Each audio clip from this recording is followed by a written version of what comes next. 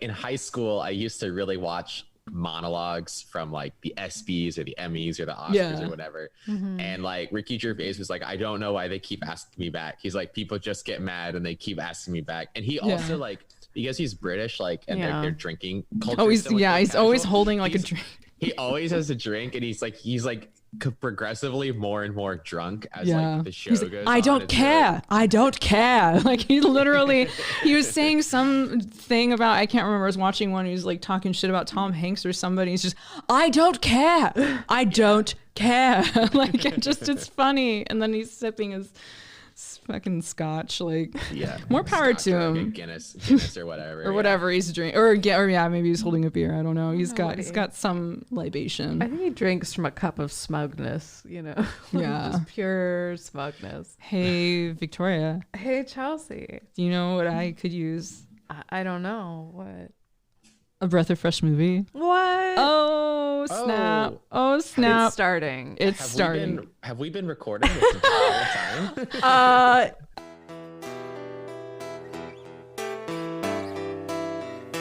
That's a movie I like to see.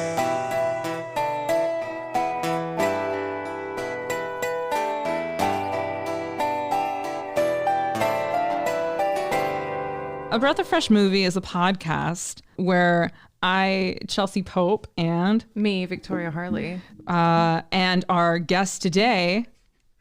Oh, Elliot Bromberg. That's me. I guess we're just going with like I shouldn't. We're not explaining anything to you. Yeah. You just have to I figure it out. listened to one episode as my prep work, and I read the email. I skimmed the email that Victoria That's sent okay. me, You honestly did more work than totally several fine. other people that have I'm stopped just by. looking at bullet point number 5, which is introduce Elliot, and what I got was, instead of vague wave at the camera, I was like, go. No. introduce myself. No. Hi.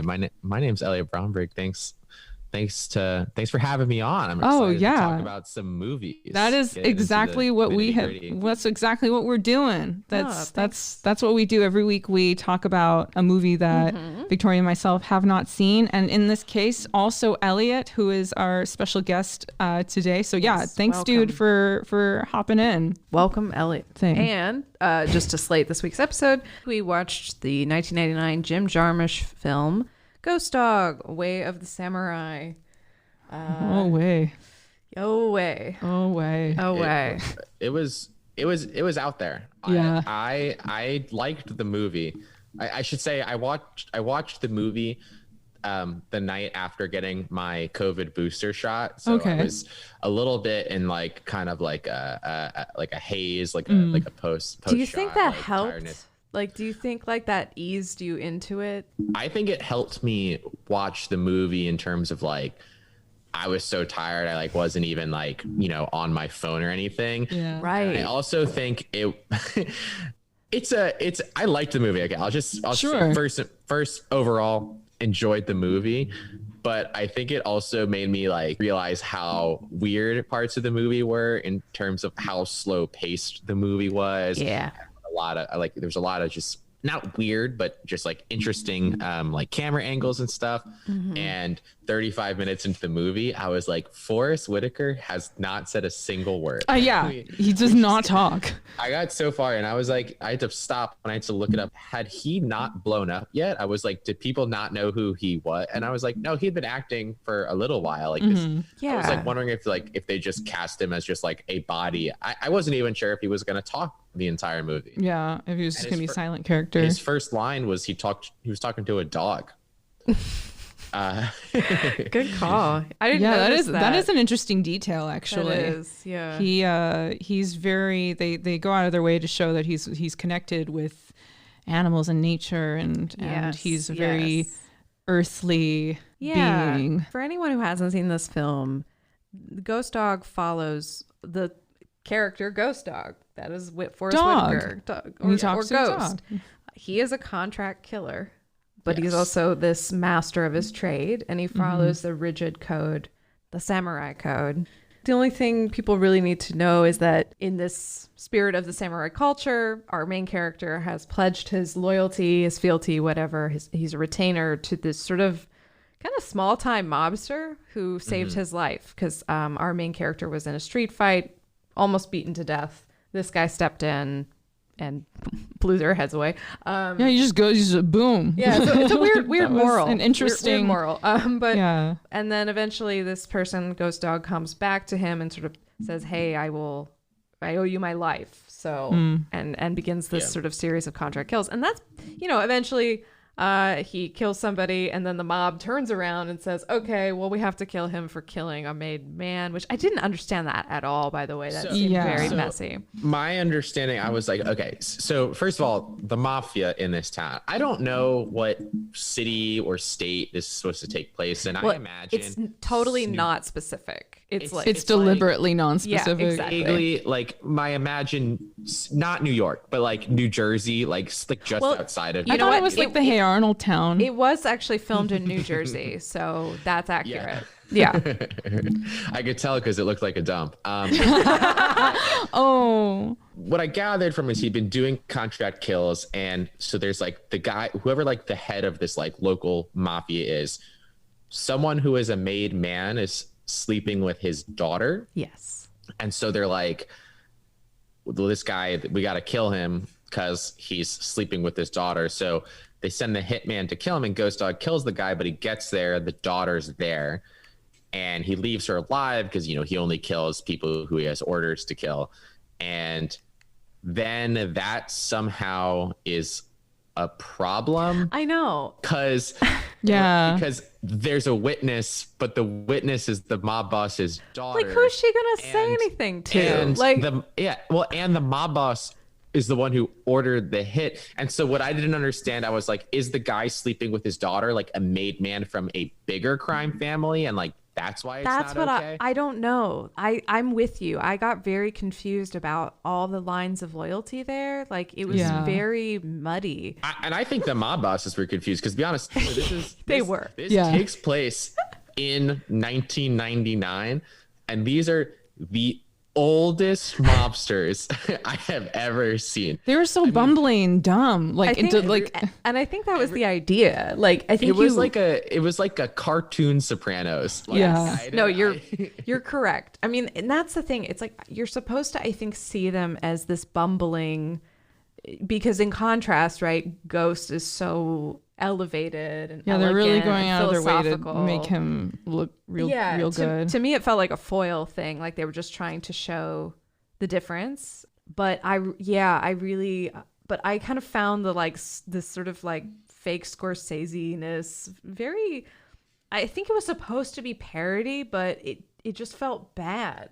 Like, I mean, I'll be honest, I wasn't a huge fan of this movie, just like full disclosure. Like I wanted to like it. I've been trying to get into Jim Jarmusch, but I find it so like precious. Yeah. Like, I very much first of all, I think it's great that you like this movie, Elliot. I'm glad you did. It was hard for me. I guess I want to say, like, I'm not raving about it. He's like, no, let me walk that back a little bit. I liked it in the sense where you go to like a modern art museum. Oh, yeah. Like, yes. Okay. Like, same. It's different. Same. Which is why I like it. He made something there. Yeah. I mean, and it's like, okay, there is something daring about taking like mobster and samurai and mashing them together. Like, it did feel like they had a really good concept, though. Yeah. And like fully went artsy with it instead of, what this movie is not supposed to be is like action packed, shoot 'em up. But that's what, when you see like, hitman, samurai, like gangster, it's kind of what you like. You expect more a John Wick type movie, right, where there's like more violence stacked from the beginning to the end, or more just like general suspense or art. It was like a deflated balloon the whole time. Like they're sitting and like nothing has like a sense of urgency to it. Everything is so painfully self-aware, and this is the thing with his other movies too, is like I feel like he loves to write in a meta, like well, I guess we're doing this now. Like, that's like The Dead Don't Die is an entirely a movie of characters that are just like, well, I guess this is happening now. Well, I guess there's zombies now. And then in this movie, there's that end scene and they're like, I guess this is the showdown now. Or like what do they call it? The saloon. What is it? High noon? The final shootout. Yeah. I guess this is what has to happen. Like they literally are both kind of like, I guess we have to do this. They almost have it like... Like what I would really like is a prequel to this movie to understand why Ghost Dog follows the way of the samurai. Because as far as I can there's tell, no explanation. He picked up a book about the code of the samurai and really likes it and he meditates on it.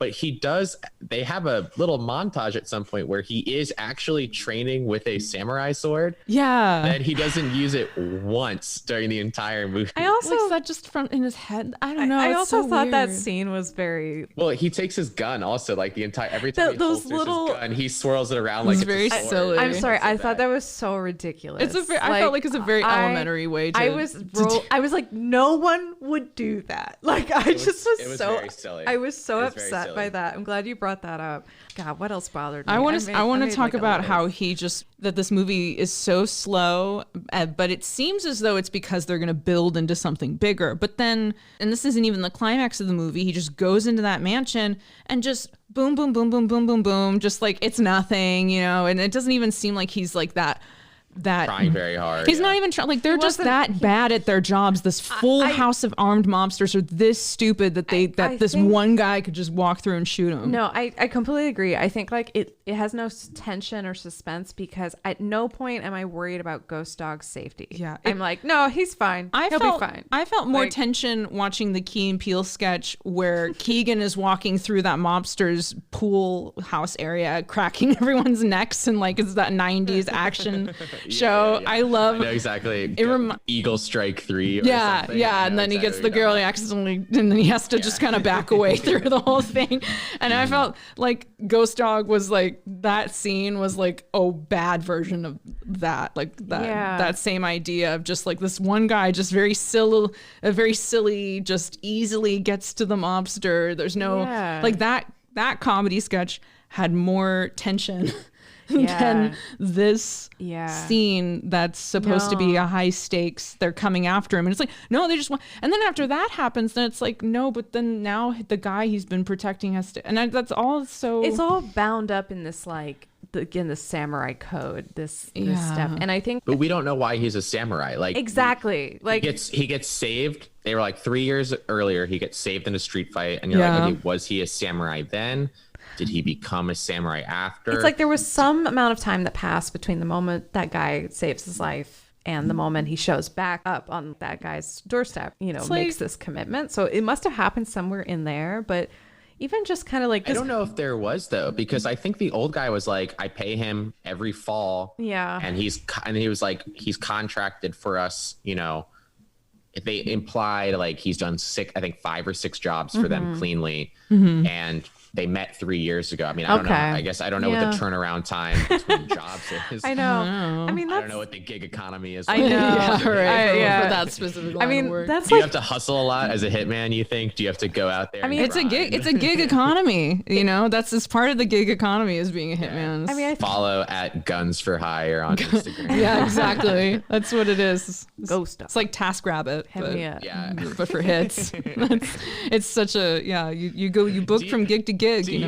Do you ever hear about these news stories where like the police arrest someone because they try to put out like a hit on their husband, and then you like find out like how it's always like older people, and you like find out how the people tried to put a hit, and it's like they go to like assassins.com and it's like there's a dude who like owns a website and killmyhusband.com. And it's like he pretends to be a hitman, and when he gets serious requests he just forwards it to the FBI and they arrest these people. Like I just heard there was like a story out in California, actually. I think I have to look it up. So funny and awful. I mean, I agree those people are awful and like dumb, but at the same time I'm kind of mad at this person who's like out there just like forwarding that information. I don't know. People don't get a hit put out, right? Unless they deserve it. I don't know. People don't get a hit put out. I just assume the wife is in the right here, is all I'm saying. I'm taking a contrary Maybe view. we need to look a little deeper instead of, I do think, cancel culture's wrong. Who's the type of person who's like, I need to take on the mantle of justice, and this is his vigilanteism. Counterpoint. Assassins.com. Yeah. That's Batman without a budget, or like without a blank checkbook. I don't have a mansion or $1 million, but I will kill your husband. I think these people really feel that way because I've seen these like people who talk about how they hunt for pedophiles and they like. Oh my god, that was in How to with John Wilson. Right, there we go. Yeah, I'm specifically thinking of that dude, that guy who's like, he takes this like immense pride out of like hunting people like this. Yeah. Like it's like a, not just a job, it's like this like hobby for him. Like he has fun in the methodology, like the way he talks about people, and like then it's almost like he's trying to close a deal, and then when the guy, like someone's like, oh no, he's backing out, and he's like on his phone, he's like, oh, this guy, he's starting to go back. The like emotional investment was there. That was just more disturbing than anything else. Speaking just of like hitman mobster movies, there are some good ones. There's some really good ones. But I also feel like it's such an overrepresented job, hitmen. like there are so many fucking movies about hitmen, and I'm just kind of tired. I'm a little tired, and so that's some of what I'm coming to this movie with. Is like a general, like, how are you going to make this different and interesting? And it is different. It is at times interesting. I don't know that it's better though. It's not like an average run of the mill. It's not boring. It's not like, oh, here's 90 minutes of recycled action that any like Joe Schmo could have made with a camera and a budget. Totally. But it's like underwhelming for the action that like the genre promises. Listen, y'all sent me a movie list. It's our fault for sure. And I fully chose this movie because I saw the word samurai and I was like, Ghost Dog sounds cool. It has a very misleading cool title. It's honestly fucked up. Well, like, I mean, this movie and Jim Jarmusch are often called, like, the word cool is often invoked. They have like, it's like a coolness, but I almost find that frustrating because I'm like, cool's not interesting to me. Like, cool is distant and frustrating, and he has like a real low opinion of humanity. It's like, but I don't know. I read a review from Roger Ebert who insisted that Ghost Dog is insane. Oh, I don't know. And that like if you watch the film believing that, like, it's more compelling and it makes his actions at the end make a kind of sense, and that he would be so identifying with this samurai way of life. After I watched the movie, I was trying to find out like how this movie was received. Right. And generally people seem to like it. Yeah. But call it like the overwhelming consensus is like we like it, but it's super weird. And they were like, I think I probably read the same review or an overview that was like, they call him like frustratingly insane or something. Yeah. Where you're like, but like, I don't know, like if he's insane, it's not a POV movie and it's not on him the entire time. Like if it only follows Ghost Dog around, you're like, maybe this is just what he's seeing, but you wouldn't show like what the mob is going through. Like you wouldn't show these outside scenes. Right. If you were trying to convey that a character was insane. I think he's weird. And I think his only friend is a guy who speaks French and sells ice cream. Yeah. I liked him. Their conversations were my favorite part of the movie. The fact that they don't understand each other's language, but like they would say something and like you'd see the subtitles and then they would like repeat back. I liked that. Those scenes were good. I agree. Those scenes were like, I liked the charisma of that character. It's like, that was the honestly throughout this entire movie and not until the very end of this movie. It's the first time I'm seeing anybody have an emotional reaction of any kind when he sees Ghost Dog get shot and he's he wasn't doing anything. That gun wasn't even loaded. And like it's like, well, someone's actually like, even the kid's not like they're kind of having a half reaction, but like the French guy. The kid did try to shoot the person. He did try to shoot, and had it been loaded, it would have been a hit. She would have been a fatality, but she was a little. She was a weirdo also, but I also don't know if think I'd sort of just chalk that up to most children can't act that well. Yeah. And I think just like the lines come off a little bit weird. I mean, sometimes kids are like the best actors, but I know what you're saying. I do. I think it's, yeah. I definitely felt like those scenes where she's talking with him about books. Is this movie sponsored by the library? Like, I mean, like, what is happening? Like, because those nerds over at the library, they just get their little hooks and everything. You know? I feel like that character is like Jim Jarmusch's way of like showing like how a kid should be. Like, this is a good kid because they're not like other kids. They read books and they're mature for their, you know, like I feel like there's a little bit of that moralizing going on.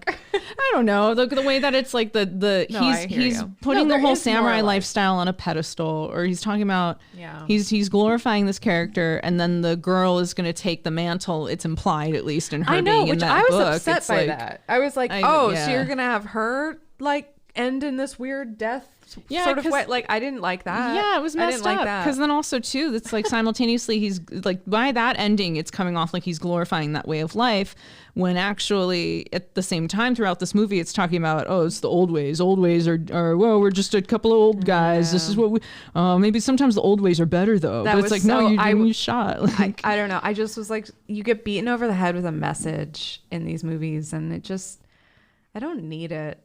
Yeah. Like, I'm like, I already know this. Like, hey, and you know what? I like to read. I mean, sure. It's true. Like, what the cartoons? There were so many cartoons. Like, the mobsters were watching cartoons the entire movie, and it was the boss specifically. Yeah. No, it was everyone. No, there's a daughter too. It's like it's made yeah. into this whole thing. She's like in the car, and she's like she watches the clip. And she has to. What was wrong with her? I don't know. At the end, though, it's implied that she's taking over the family. Right. Yeah. That's the implication. Also, at the end, she's watching the cartoon. She's watching Itchy and Scratchy. Exactly. From The Simpsons, as if it's its own TV show. I know. That's what I was thinking, too. I was like, wait, what? Like, okay. It was very ridiculous. And they're all so invested, too, in it. It's not just passive watching of the cartoons. Yeah. Like, she was, like, into the Itchy and Scratchy thing. Like, it was this, like, really important, like, you're watching, like, your favorite primetime show type of thing. Like she couldn't be interrupted while she was watching that gag. Like, you know, this is the inner high school student, like cowering from my English teachers. Like, what does it mean that she was watching it? And I was like, oh, I don't know. The guns kept getting bigger and bigger. And I was like, is that what it's about? Yeah. It's just violence, and it's just going to go back and forth. Like, is that the message of the movie? I remember in English class, like them talking about, we spend a lot of time doing that kind of breakdown, those critical reads, but ultimately, like, what we're doing is like, what does the artist really mean? It's like, no, they meant what they put in here. Yeah. Like, you know, at this point, it's about what we're seeing in it. I don't see good things in this. So I'm just like, I find it, I kept groaning. I just kept groaning. Maybe he was maybe Jim Jarmusch this whole time, or at least at the time of this movie, was like a secret, like, George Bush file, and was very, you know, like, we need to stop being like the Simpsons and be more like this. You know, maybe he's moralizing that cartoons lead to violence and like debauchery. Maybe. That's why these mobsters are so into the cartoons. I don't know. So this is a George Bush 2000 campaign movie. I was thinking it was like an HW, because he was like, that was part of like his re-election campaign. We need to be more like the blank and not like the Simpsons, was like the quote. I can't remember the part. I know what the you're other talking family about, is talking about, but I can't remember the rest of the quote. I don't know what you're talking about. It's sorry, I'm just making a stupid reference to I'm sorry. No, it was a good one. I wish I could fucking remember. No, but just I don't know. I was just making a shitty, stupid joke reference that doesn't hold up at all, because he definitely comes off like, he seems kind of like liberal in his. Oh, Jarmusch? Yeah. Yeah, I mean, he's a cool art dude. That artsy kind of dude. I feel like he's not. I'd be shocked if he voted Republican. You know, if that's what I don't know. Just like this movie was very, but like white men are the problem kind of thing. It's just interesting. It had a bit of that. Yeah. I came away with a negative view of Italians from this movie. For sure. They deserve less. They deserve less. Anytime one of them got shot, I was like, damn right.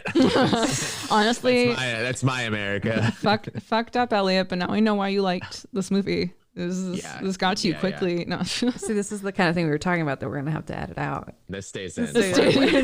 I refuse. Part of my growth as a human being, as an adult, is taking any sort of like hate or misplaced things in my heart, just directing it right at Italians. And I think that's it's working for you. Yeah. Good. I mean, they're beautiful. Who doesn't hate beautiful people? And I have an Italian co-host, so I'm allowed to say it. Oh yeah, absolutely. My best friend's Italian. That's okay.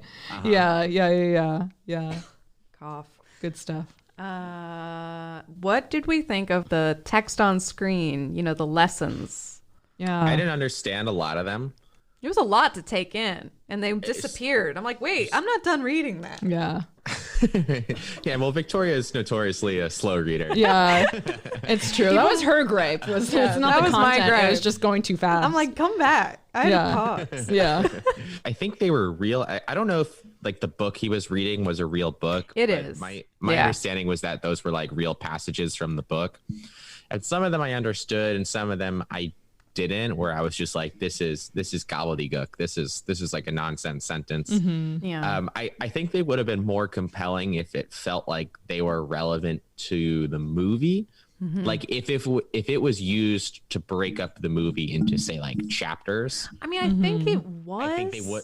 But I think they were just like really like obtuse, you know, like they were just so dense with their like Eastern parableness. It was like, right? I would say like I kind of zoned out on those passage things after a certain moment because they all felt really repetitive in theme. They got tired. But like that very first one, I feel like is such a, like the very first one is basically like a samurai is surrounded in death and should always be thinking about their impending death. Imagine getting stabbed to death. Imagine you're getting blown to bits or blah, blah, blah. This is the way of the samurai. Always remember that you are, you know, that death is right in front. It's all around you. You are death. And so I'm like, okay, so like he's going to die, but is this a story about him like finding humanity? And before it starts, he was just a really flat character. So like all of these like quotes and passages, there's no evolution of his character in terms of like the start of the movie. He really liked ice cream, and then he stops eating it. It's about the ice cream. Yeah. He's wasting. That's the waste of some good cones. I thought it was pretty mean. Oh, I was furious. Yeah, well, I thought the craziest part was that the French guy at the end was like, "Oh, it turns out ice cream isn't healthy," and I was like, what? I thought he knew it wasn't healthy. I thought that was a sales tactic. This entire time he was like, no, ice cream's good for you. But like he's like actually believing that. Yeah. And I don't know how he heard it on the radio for a guy who doesn't speak English. But yes, good plot point. Yeah. Good point. Yeah. Just tear this movie to shreds. Let's go for it. That's what it. Yeah. Plot holes. Drag that bitch. Drag that bitch. No, but I liked the ice cream man just because he had charisma. I'm like, this is the first interesting. Well, he was the most animated character in the entire movie. It was a lot of flat. It was like a lot of flat people and a lot of people with like one kind of level. Like Ghost Dog didn't even. So for people who do. We haven't mentioned this, but Ghost Dog lived on a roof. Yes. And he had a pigeon coop. Oh, yeah. The pigeons were sort of important, but not. They were homing pigeons. It was his way of communicating with everyone. Yeah. So it's how he communicated because they were all messenger pigeons. Yeah. So it just shows how stuck in the past he is. Yeah. Okay. The guy like lives off the grid. I will say like the beginning, that whole thing with like seeing. I would live in that fucking thing. I would keep pigeons. Like I'm like he's so free. You know, he's so free. This just further confirms my theory that this takes place in the Hey Arnold town with Pigeon Man. Like this is literally where. Yeah. Well, my favorite thing is like when the mafia decides they're gonna kill him, they're asking his contact. They're like, all right, how do we find him? And he's like, I don't know. He contacts me through messenger pigeon, and they're all like, what? And he's like, messenger pigeon, and they're like, okay, well that's insane, but sure.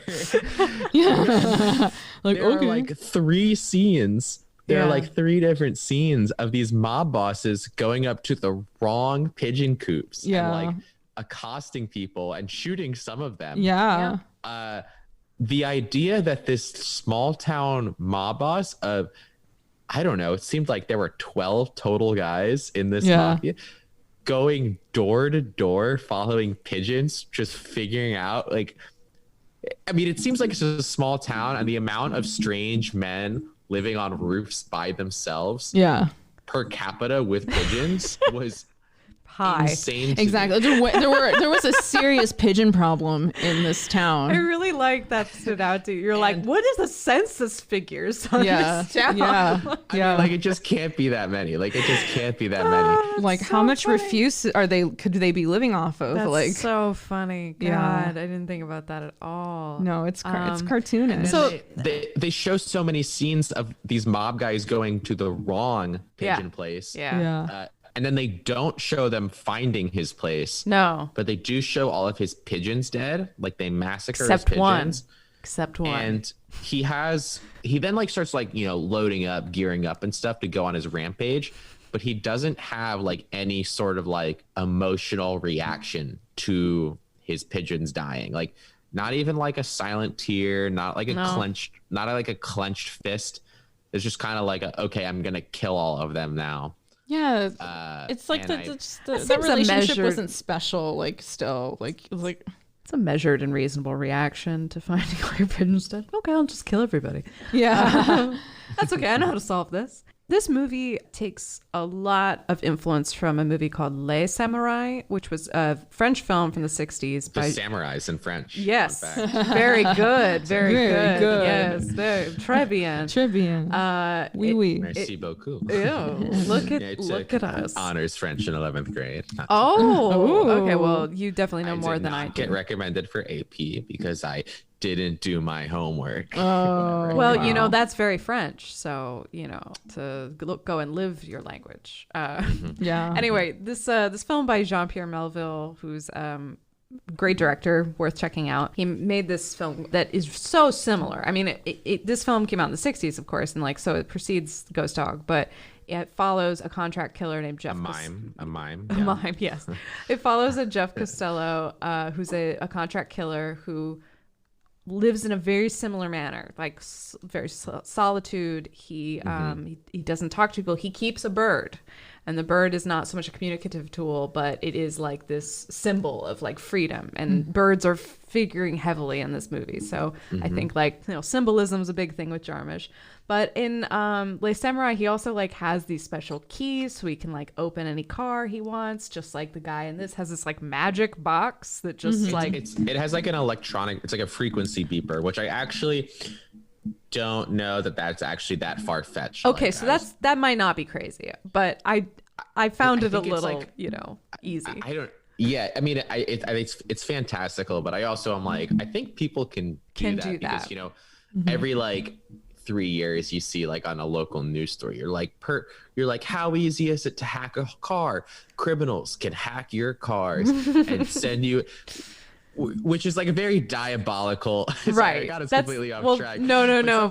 Sometimes local news stories act like people who are like regular criminals are not just trying to like steal things quick and make a quick buck, like, and are trying to, like an average criminal is not gonna hack your car and cause an accident. Like that's like that's evil. Like most your wife criminals might. are just there's an opportunity, not like advanced. Let me go and like cause accidents. It's just fear mongering shit. No, I just want your stereo. Yeah. Tonight at 11, what could kill you was on your kitchen counters. Like, it's always like amp up the fear element. Like, everything's trying to kill you. More at 11. Yeah, exactly. Well, the point is, there's a movie that is frankly better out there and Frencher, more French. Why did we not watch that one? Well, because I've seen it before.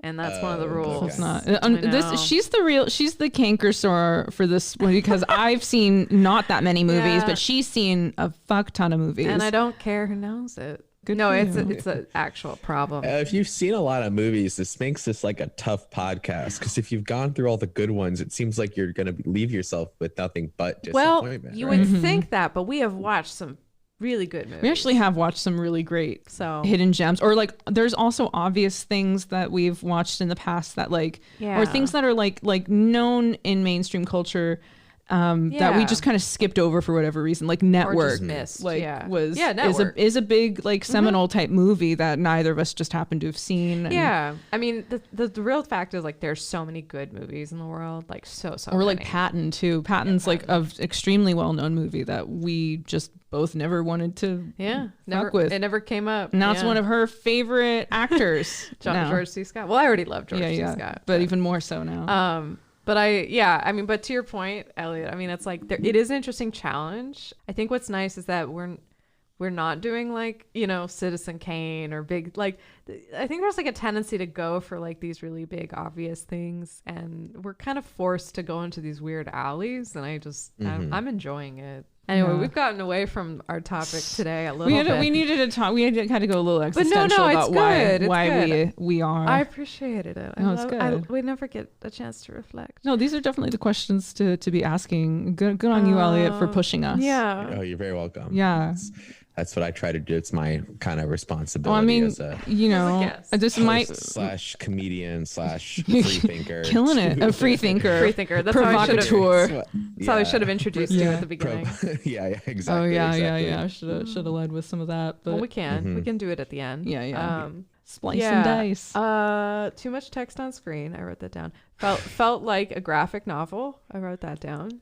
Brings what I'm realizing? I took 0 notes while watching. Oh, the dude, movie. totally fine. I was like, I'll remember. That's fine. No. I have a shitty memory, so I have to. It didn't help very much. But it's like I like Victoria comes in, she'll have like talking points, but if the conversation just goes, then totally cool. We like it loose. It's good. I didn't mean that to sound as filthy as it sounded, but yeah. I actually keep her loose. Fucking hell yeah, Victoria. Yeah, girl. Oh god damn it. Oh no. Ghost Dog. Any lingering questions? Are there any do we feel resolved? Or are there things? What are we wondering? Lingering questions. What I already was like, why is he a samurai? Right. How did he train these pigeons? Why did this mafia guy what is the real relationship between the mafia guy and him? Like, okay, he saved this guy, but like, why? Like, clearly, like, what's wrong with the mafia boss's daughter? Like, she seemed out of it. I mean, like, what is her deal? My initial thought was like, oh, she's on drugs or something. Yeah. Which is like sort of the way she was acting was like, I don't know, like she was on pills or something, but then there was no actual implication that she was on anything, but her father gets shot right in front of her and she has like no reaction. Her lover and her father get shot in front of her. And the first time I chalked it up to maybe like shock, but then like it happened again. And I was like, okay, she's crazy. I didn't think about that, but you're totally right. She's very nuts. It was like, yeesh. Yeah. Oh my god. Yeah, she was so, it's like, oh, she desensitized because all those dang cartoons. Yeah, the cartoons' fault. That's the cartoons. Yeah. No, I want to know, like, why is the reaction to being shot so vastly different? Because some people went down like that. They just got shot one time. Boom. They're no. Ghost Dog. But Ghost Dog, he's going and going, and some, in some cases, it's like I scoffed. I think the main thing is that it's not real. I think it's the main thing. No, I don't know. I think it's convenient for the plot. He got shot a lot, and he took a lot of bullets. Yeah. He walked a lot of steps. But I also, I am specifically thinking about when he's going through that house and shooting people, and they're frantically trying to shoot back, but he shoots them one more time, and they're just dead. Also, like, multiple people miss him at like point blank range. That's what I'm saying. Like that's just it's dumber than a sketch, and it's like but then he meets the mob boss, and there's this feigned sort of significance to this scene that for some reason, as if this is supposed to, I've been expecting you, and then buttons his shirt immediately, and he gets shot.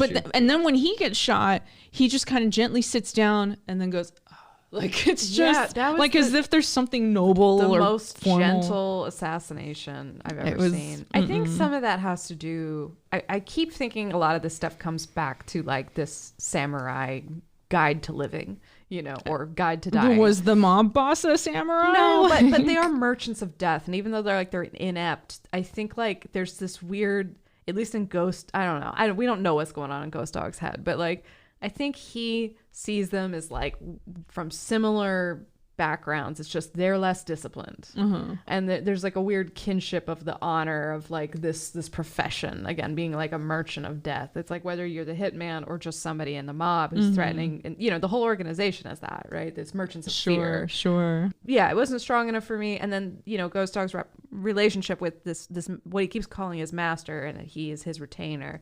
That is very feudal Japan. But like Louis, I think the guy's name was Louis. Louis was like, "You're my master," and the guy was like, don't call me that. Like, he was just like, I was like, all right, man, yeah. It's that whatever you say. You saved my life. I'm forever indebted to you. Hey, there's a Hey Arnold episode that's all about Arnold saving Eugenie from like a manhole, and Eugene, he's very like, oh, I'll do anything for you now, Arnold. Here, take my bike, or like this and that, and just watch Hey Arnold. That's what I'd say. I haven't watched Hey Arnold in so long. I know I watched it, but I really let's just pull it up now. Have retained like very little. That's okay. My older brother watched it, and I was like present in the room. Not really making memories. Not quite as into it. Were you a SpongeBob guy? Yeah, but SpongeBob I watched much more actively. My older brother's 6 years older than me, so I think I was very much like 3 and 4 and 5. Next to my brother, but like not really understanding what I was watching. For sure. Big SpongeBob guy, big code name Kids Next Door. That was one. Oh my god, you baby. He's a big. I'm kidding. Sorry. Fairly Odd Parents. Fairly Odd Parents. Yeah, my boyfriend, he loved Fairly Odd Parents. I didn't watch Disney, but I watched Cartoon Network and Nickelodeon. So did you like Ed, Edd and Eddy? Wasn't allowed to watch Ed, Edd and Eddy. Oh man. My mom specifically, they were like, "That's a stupid show. That's stupid." But like, I mean, I did watch it, but like, also like, it was definitely dumb. Oh yeah, that one's it's like deliberately stupid and vulgar. I like the idea though that maybe like she knew the showrunner and was just like, no, I don't like them so much. We're not gonna watch. I have a personal issue with the creators of that's just stupid. Yeah. I don't think that was it, but it was possible. It's possible. I can dream. A bird just landed on the end of my mic and made me pause and think. Yeah. Sorry. Nature's crazy. The old ways are dying. What are we talking about? Respect tradition. I don't know. This is what I ask about Jim Jarmusch movies every time I sit down. Yeah. What are we talking about here, man? What is this? I don't think I have much unresolved questions from the movie. You had a lot. I felt. You brought up good questions about the story. I think I've asked all of them. I think I just like a prequel to the movie. Okay. Which would be, I think, more compelling. I don't think there's going to be a prequel. Do you want to write a prequel together? That's what let's do it. I was going to suggest next. I will say there's Ghost Puppy. Ghost Puppy. Ghost Puppy. Very good. Very good. Very good. A live puppy. I like it. A live puppy. Well, they're going to make it into maybe a TV show. Really? Yeah, November on Deadline this year. It's the RZA, because he did the music, and then he was I saw him in the credits. Yeah. I mean, because Wu-Tang and American Saga got made on Hulu, so I think I don't know. I think he's got a development deal or something. But they're talking about making this into a series, so that might happen. Some kind of expansion on the story. I think a series would probably be better. I hope it's more interesting. Shit. Is it going to be even slower? Yeah, like I don't know how much slower you can get. I don't think they would. I don't even think that's like the style though. Like I think if you tried to make a slow-paced TV show right now, like with the amount of TV available, I think people would be like, no thanks. Vince Gill is the only one who can kind of do that pacing and get away with it. Was that the right? Is that the right name? No. Vince Gill. Are you talking about Breaking Bad? Yeah. That's his name, right? For some reason, I just panicked and thought Vince Gill was like a country music artist. I liked Breaking Bad. I just like I don't know. Vince Gilligan. Vince Gill is an American country singer. Yes, I knew it. I not knew Vince Gill. Okay, sorry. Continue, Elliot. Vince Gill. I don't really know the names of anyone who does anything. I just like watch things and I fair. Don't absorb. No credits. Like no nothing. I just watch things and it goes in one ear, out the other. That's cool. Yeah. I mean, we can work with that. I'm honestly much more on that. It's like, it's been tough to, again, this Victoria takes notes and then I'll be like, oh, who is that one actress who played this character? And then it's like, I have to Google it on my phone, like in the moment. Cause I'm like, it depends. There's like, I just couldn't get it up for this one. Yeah, I couldn't get it. I mean, like I usually go in much deeper depth, but I'm just like, no, I'm sorry. I can't. I'm sorry. I'm sorry. I laughed because earlier you were like, I don't want to sound filthy, but then you just said I couldn't get it up for this. Yeah. Oh no, that I definitely meant to be. No one else. I just felt like a teenager just now because I was the only one who my mind went to that place. No, you should have gone there. I wanted it there. That's good. This time, yeah. Okay. No. I mean, we not should have, but Chelsea and I are both tried to like Jim Jarmusch. So when we saw that this was the movie, it's like, okay, we're trying this again. Yeah. But it's been a frustrating. And we're not alone. Like I did read one review, and I'm gonna read it because it justifies all my feelings.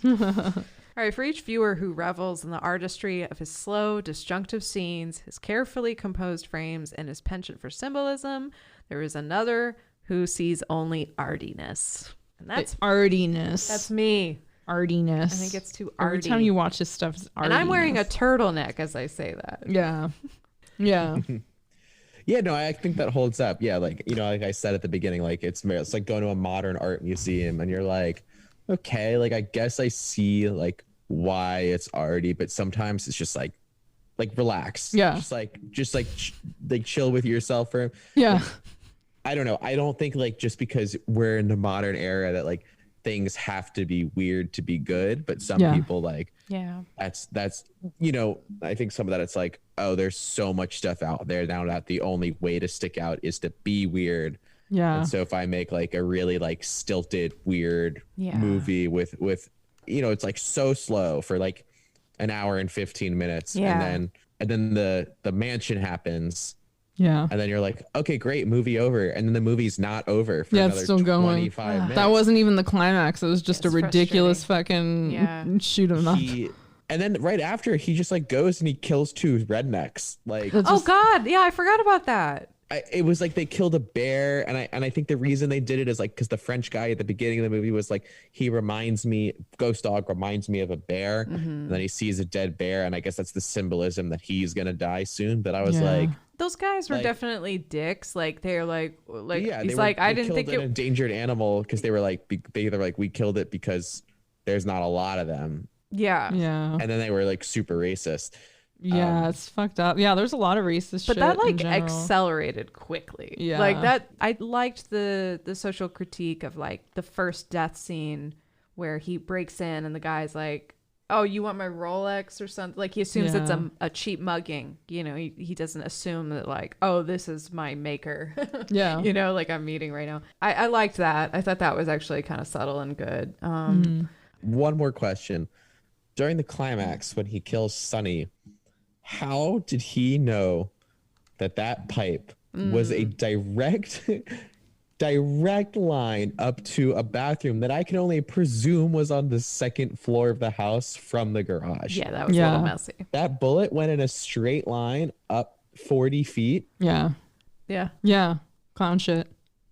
I would just say I thought I was like, oh, he's a good contract killer, but it was like, it was weird, and then it was like, okay, that was a crazy way to kill a person. But yeah, that was like one interesting kind of up the death. drain pipe, right? That's what I just feel about. I don't know, like if you want to watch a movie that like if some of the themes or this stuff interests you about this movie, I would recommend watching Leon the Professional instead.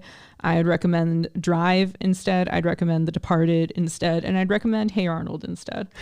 That's my closing statement on this movie. And I recommend Les Samurai instead. Oh yeah, that one too. Yeah, I guess you could watch the Samurai movie. That's from me. Yeah.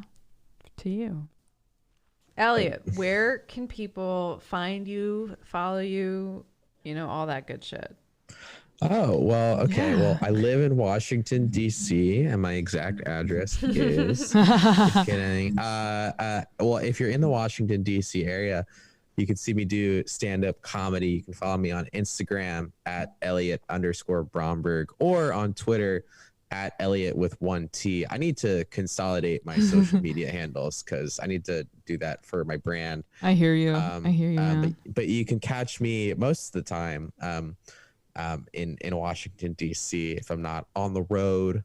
Dope. Somewhere else. You can also listen to my podcast, Pasta Party. I host it with Anthony Ferraro, previous guest on this podcast. It's a improv and conversation podcast. It's a very fun podcast. Check it out. We're rounding out 30 episodes soon. Gonna put out a New Year's special. Chelsea's been on it. Hell yeah. A couple times. Victoria, do you do improv? Do you want to be on the podcast? I don't not do it. All right, that works for us. You do it. You'd have fun. Yes. You guys would have fun. That'd be cool. That'd be cool. You guys should definitely prov. I don't know how to just say yes to things, so I'm just trying to. That's great. Say yes. Then, yeah. Mel, if you don't know how to say yes, maybe. How will I do improv? Yeah, I know. You can follow that podcast at Pasta Party Pod, or just follow me and I'll post about it. I produce shows in DC also, so if you want to not just see me do stand-up but produce a show, you can follow at Double E Comedy on Instagram. Endorse me on LinkedIn. Yeah. Are you on LinkedIn? Do you do the LinkedIn stuff at all? Like unironically? I do LinkedIn. I'm on it because I had to be in college. Oh, gotcha. But I haven't made a post since I got hired. Yeah. Oh yeah. No. Yeah. You don't go on LinkedIn to get a job. You go on there to tell people you have a job. Exactly. You go, to brag about your internship with Deloitte. Had a great time this summer. Deloitte. It was so great. Not a great useful tool for waiters. I'm sorry. I think posting on LinkedIn is the saddest shit I've ever seen. Have you ever been wished happy birthday on LinkedIn? Oh my gosh. No. I don't think so. It's like the most disrespectful thing possible. Like, text me. Yeah. Like, if you wish me happy birthday on LinkedIn, I'm not going to see it for 6 months. Yeah. It's sad. I'm like, Mom, you have my number. Yeah. Like, okay. She's just trying to network with you, honey. She's just trying to network. Boost that juice. Yeah. Let mommy network, honey. Oh, ew, that was a weird. That was a weird mom voice. I'm sorry. I hated that. Yeah. Good. Yeah, that's all. That's all my social media. Dope. That's where Wonderful. people can find me. Thank you for that. Thanks for having me. This was a lot of fun. Woof woof. Yeah. All right. It's 11:30 on a Monday night. Get out of here. You should go to bed. It's my bedtime, baby. Bedtime. All right. Thank you. I had a 9 p.m. cappuccino just for that. Thanks for listening to A Breath of Fresh Movie. You can follow us on Twitter and Instagram at FreshMoviePod, or you can send us an email at abreathoffreshmovie@gmail.com.